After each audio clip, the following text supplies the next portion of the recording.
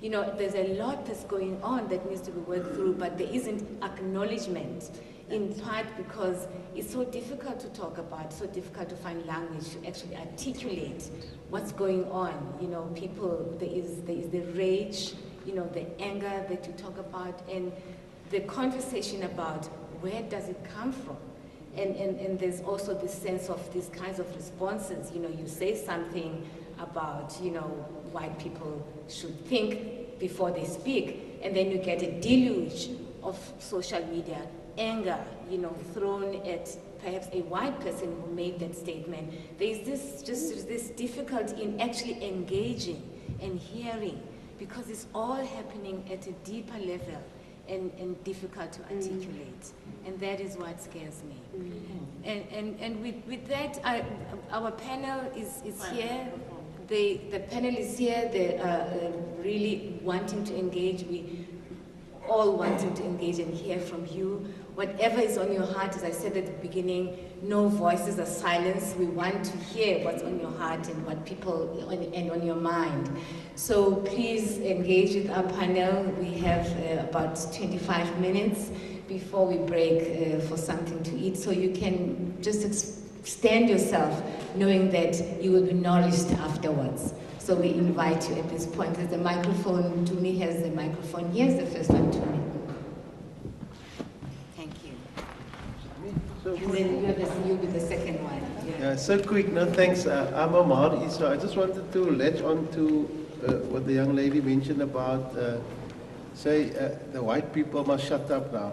You know, we've heard too much of them. I just want to express, try to... You didn't actually say that. Just before you continue. No. What I'm trying to say is that anger where you say, I rather want to be with if you look in the past, the issue is I want to be white, you see, but now I want to be black. So you want to be a black colored now, and in the past you wanted to be a white colored. No, I'm just going very crude now. But the issue here is, it's not about the issue of, when we say whiteness, we're not talking about the white person. Whiteness can be someone that's keeping the system of oppression alive anywhere in the world. So that is the type of whiteness that we're trying to interpret.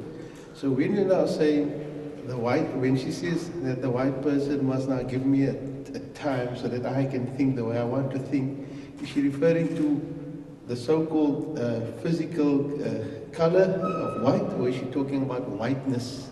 And that is what I want to, just to be clarified. Take a second question. Yes.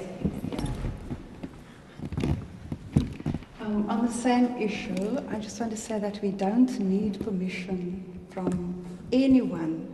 We have so many mediums. We can publish online, we can write poems, we can sing songs, we can get it out in any way we want to. The other issue is that the gang lords of the Cape Flats have made enough money now on the Cape Flats, and they've actually bought the clubs here in Stellenbosch, because this is where the young people are. The other thing I want to mention is that the problem we have in South Africa at the moment is racism. And racism is mostly driven by the fear of losing our existence. And we all know that coloredness or colorfulness will go nowhere because it's nice. So everyone wants colorfulness. We are the colorful people of the Cape, but we have to accept ourselves first before we can expect of others to accept us. Okay, we'll do quite 3 sets of questions for each round. There is a hand in the back there, and then we will give our panel a chance to say something in response to these comments and questions. Thank you. Thank you very much for the panel. I was noticing that all of you, like me, are in our 40s and older, and in discussing race with the younger South Africans, I noticed there's a new universe. So I'm wondering if, perhaps from other people in the audience, but are there differences that you have not yet addressed that are because of generational differences? That's what I'm really interested in hearing. young voice that wants to step into the space before I hand over? There is one here, please. Thank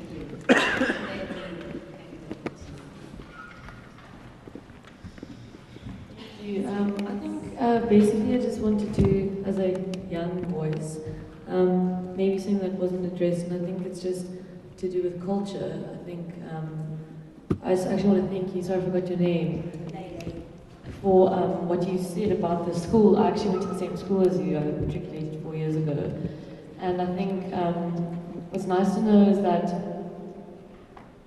you may not be the same race, but you experience the same things too. I'm actually mother tongue Afrikaans, ek praat al my lewe Afrikaans.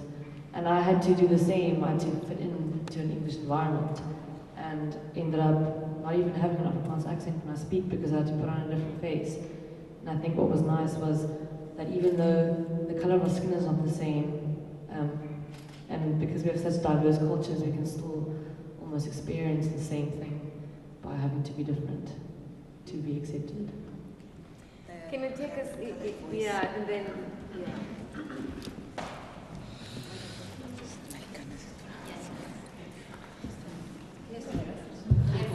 Yes, please. Hi. So I'm I've been very interested with I guess, the colored identity in South Africa now, where it is. And I also noticed we're dealing with it in terms of generation. What my generation I know is dealing with now is that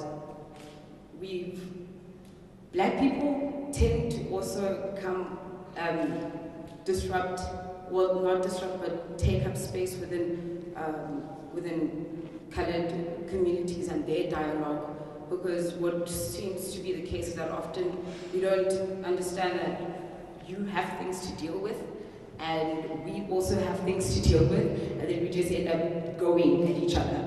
And I think one thing that we have in common within each generation is that the generational trauma that's always passed on in colored and Black communities is never dealt with, and I think that's also because we're never given the space to do so.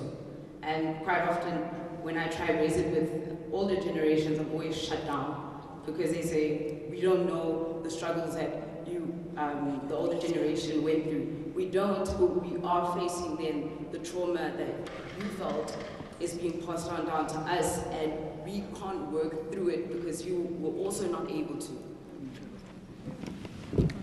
Okay, panel. Responses in whatever way you wish. I mean, you don't have to respond to each and every, whatever, you know. Like to respond? Yes, please, yeah. There's a couple of things I want to respond to, actually. Gentleman asked if I'm only referring to white people. I have a lot of Black friends who speak with white tongues. Does that answer your question? Lady said that we can publish, we can do this. You're speaking of middle class people, generally, who can do that. But this is my opinion. I look at Hanover Park and I look at Clark Estate and I look at people who most of the time, not everybody, because I come from Hanover Park, so it's not everybody, who don't even understand why they are the way they are, who don't understand that there's a problem, who are just bedormant because they are bedormant. So yes, there are some of us, and yes, of course we must get to know this. That's what this debate is about. It's about us working through our stuff. But we cannot ignore the external stuff that is happening around us that have led to these things, that has led to us having to work through the stuff we are working through.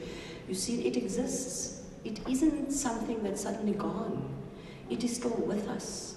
This is not a psychology that you pick up a cloth and you wipe it off the blackboard and it's gone.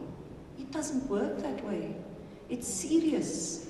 And to pick up on the young lady there, when she said she felt a commonality there, you must not mistake the dialogue and the stuff that people of color are saying as we don't have anything in common with people because they're white. Of course, human beings have things in common. But the difference is that you don't have a system that is designed especially to oppress you. You see, that is the difference. The system is designed especially to oppress people of color. Banks do it. They look at your name and they go, oh, Mujahid, Rati, Betty so mooi van jou, Ginny. Oh, Botle, love, I'm not so sure.